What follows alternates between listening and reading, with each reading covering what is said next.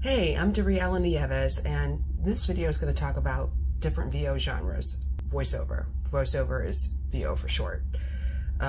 So let's get into it. So there's about 8 voiceover genres that I'm going to go over in this video, and they are in alphabetical order. So the first one is animation. Animation is something that everybody knows about because we've all watched cartoons. You know, we've all watched animated movies, and animation is one of the more difficult voiceover genres to break into. Video games, which is at the end of the list, is another one that's closely related, of course, because many video games are animated. And, well, all video games are animated, right? Okay, so anyway, animation includes cartoons and animated movies. It doesn't include necessarily explainer videos, which I'll talk about in a minute, but some explainer videos are also animated. So animation and video games, the beginning and end of this list, are both very highly sought after voiceover genres to break into and to compete in. I don't have expertise in either one of them, but if you want to know more about them, I have people that I can refer you to. Commercials. Commercials is the main zone. Like, that's the big kahuna right there. Commercials is the thing that agents always look to book. They never go out of style. There will never not be commercials, ever. This includes PSAs, which are public service announcements. It includes political ads. It includes radio ads. So any type of voice with advertising is constituted in commercials. The third one is narration. And this is the one that I work with the most. And so I can tell you it's very broad, and there's a lot of work and a lot of money to be made there. A lot of people go after commercials because they pay a lot, and you don't necessarily have to work as hard because they're usually only 15, 30, or 60 seconds. Narration is usually much longer than that. So there's different types of narration. There's corporate narration, there's explainer videos, which I mentioned a moment ago. There's medical videos, medical narration. There's e-learning, there's documentaries, and there's good old audiobooks. I think most of those are self-explanatory, but I'll explain a few of them. So the audiobooks, we all know that those are books that have been read aloud and recorded. Documentaries, that includes anything from biographies about people or places, you know, your standard shows that you see on History Channel, sometimes the ID Channel, National Geographic, aka Nat Geo. That's a genre that I would love to break into, and that's my goal for 2020, is to break into that genre. I'm actually having a documentary demo produced as we speak. I recorded it in October of 2019, and it's just after Thanksgiving, so I'm hoping that that'll be ready in the next 6 weeks or so, if not sooner. E-learning is another part of the narration VO genre that I work in a lot, which is anything that has to do with learning something but online or by another means. Sometimes it's referred to as CBT, which is computer-based training, WBT, web-based training, but basically it's anything that you're learning where there's not someone sitting or standing in front of you physically teaching you. So right now, technically, you could call this e-learning, because whenever you're watching a video, whether it's YouTube or whatever, maybe with your job, they have some you know, sexual harassment training, compliance training that they put forth. A lot of corporations do. You know, it's mandatory to try to avoid lawsuits and things like that. Ethics training. These are your standard types of training that are commonly delivered via e-learning. If you do ILT, that's instructor-led training, and that means there is an actual person, a facilitator, instructor, teacher, that is standing in front of you, that is lecturing or teaching the material. So e-learning is a way for you to sit at your desk and do it on your own, and there's, I don't think, ever going to be a shortage of that work either. So most of my work is done in e-learning. I do some of these other types of narration as well, but obviously, as you can hear my voice, it's very well suited for instructional types of videos and material.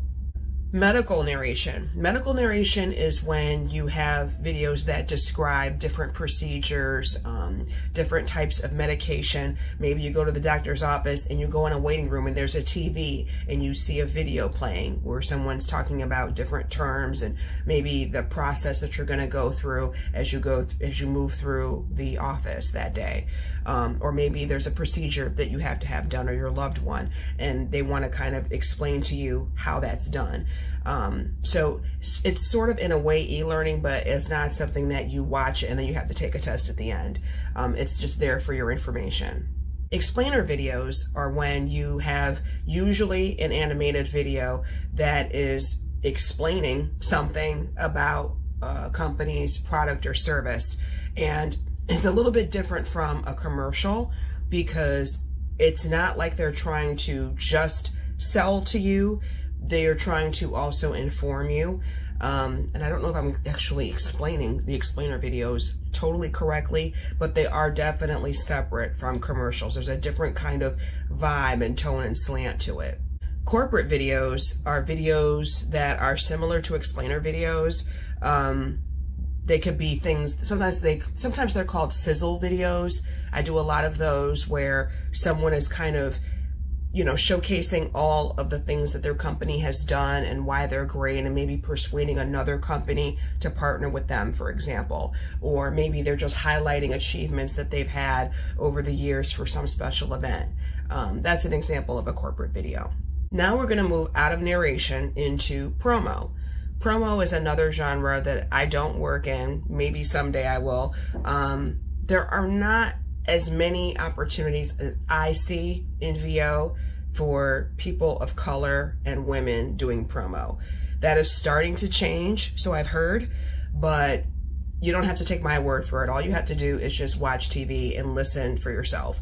So promos are the promotional kind of commercials that come in between your shows.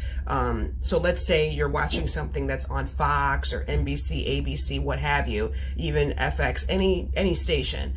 And there's a commercial, so to speak, for a show that's going to come on later that night, the next day, later on that week, or maybe even later on in the month as far as like award season. I know award season usually gets pretty deep between like December and March. And so they might start promoting that a month out, where they're going to have a particular, you know, video music awards, country music awards, Grammys.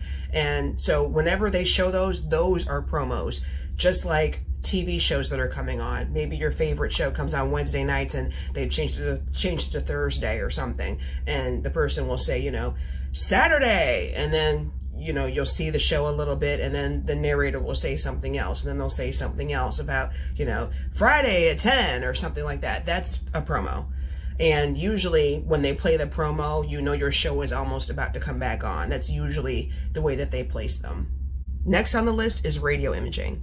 Radio imaging is when it's very similar to promo, but it's on the radio. So whenever you hear a whole bunch of radio ads come through, and then you hear the guy come on, usually it's a guy, come on and say, you know, WABC, you know, whatever. That is radio imaging, because they're letting you know over and over again that you're listening to this particular station and that this particular station is the best, or for country or hip hop or whatever the station is for.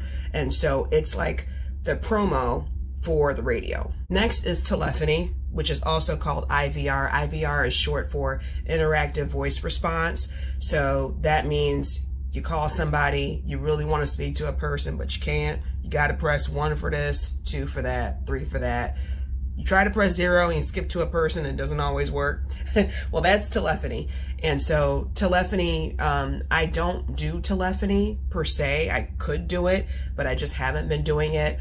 I don't think that there's any shortage of people doing telephony. And it can get to be quite complicated, but also quite lucrative if you do land something in telephony, because usually when a company invests in you for something, especially if it's a big company, they're going to want to keep your voice for the life of the product or the life of the company.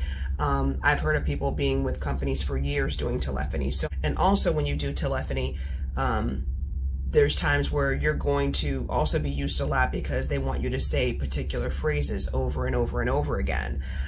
They may want you to say every letter of the alphabet, every number, different combinations of numbers and letters, depending on the different prompts that are given for users to push. Maybe they have different messages. It's not just the press 1, press 2 business. It's also OHM, which is on hold messaging. So whenever you call customer service, you want to speak to a human, you press the number you're supposed to press, and you have messages that you have to listen to for several minutes. That is sometimes narrated, and there's messages that come on that say, you know, we know your time is valuable, or, you know, thank you for your patience. Those are all examples of telephony as well, OHM, on hold messaging. Trailers. Trailers, I'm really thinking about movie trailers when I say trailers. Again, I really don't ever hear women doing movie trailers, don't know much about it.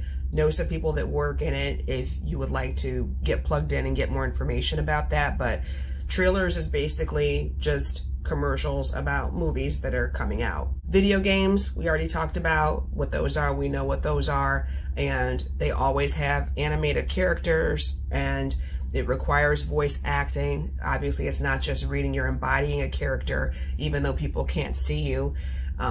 I'm not sure whether the characters are created first visually and then they cast, or, you know, like it's a, you know, like a show or a movie or something. I'm not sure how that works. But again, I know people that work in every single one of these genres that I've mentioned, that if you like more information, if you're curious about certain things, I can absolutely refer you to. Just leave a comment. Let me know which VO genres you think you might be interested in doing if you start a voiceover business. Of course, the sky's the limit. You can do as many voiceover genres as you like, as long as, you know, you're actually good and, you know, you can, you know, it's suited for your voice and your talents. But it's recommended, at least that's what I've always heard, is that when you're breaking into voiceover, that you always start with commercials. I don't agree with that. I break in with narration because that's my strong suit, but I do both. So it just depends on what you want to do. I've never heard of anyone breaking in with animation and video games. Like I said before, I think that those are the hardest to get into. I think you actually have to live in LA to be able to do the animation. That's what I keep hearing over and over again at every conference that I go to. You don't have to live in LA necessarily to do the other ones, but animation, it seems to be like most of that is focused in LA. So if you don't live in LA, that's another reason to not try to start off with that one. Again, let me know what your comments and your feedback on this video, and if you haven't already done so, I invite you to grab my free resource guide, which you can get at bit.ly/Doree voiceover resource. Thanks so much, and I'll see you again in the next video.